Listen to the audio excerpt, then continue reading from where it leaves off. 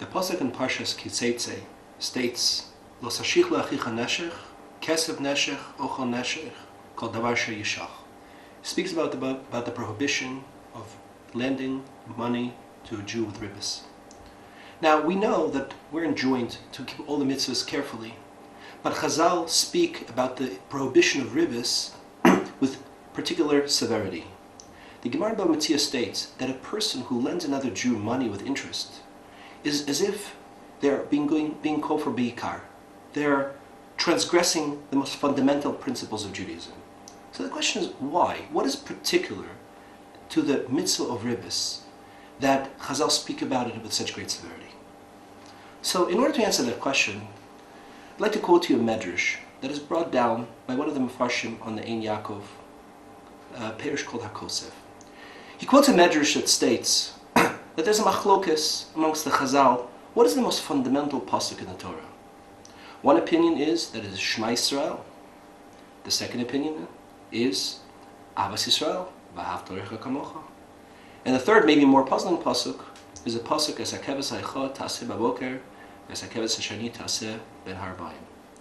So seemingly, the machlokas stems around the following issue. There are three fundamental elements in Judaism. One element is ben adam l'makom, represented by the pasuk of Shema Yisrael. The second element is ben adam l'chaveiro, represented by V'ahavta L'recha Kamocha. And finally, there's an element called ben adam la'atzmo, between a person and oneself. And that is represented by the pasuk as hakeves ha'echad, which enjoins us to constantly, daily, without any kind of an exception, to follow Ratzon Hashem. So ben adam l'makom, ben adam l'chaveiro, and ben adam la'atzmo. Seemingly, all three of these elements are found in the prohibition of ribbis.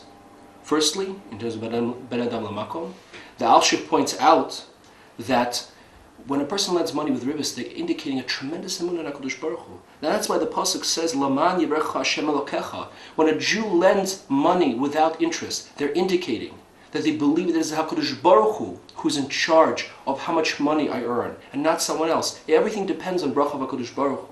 That's in terms of ben adam l'makom. In terms of ben adam l'chaveiro, the Ramban writes that the reason why we're allowed to give ribbis to a non-Jew versus a Jew, it's not because ribbis is considered stealing.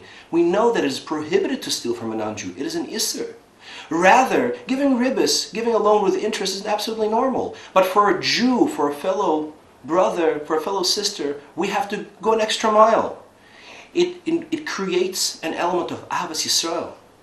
And finally, ben adam la'atzmo.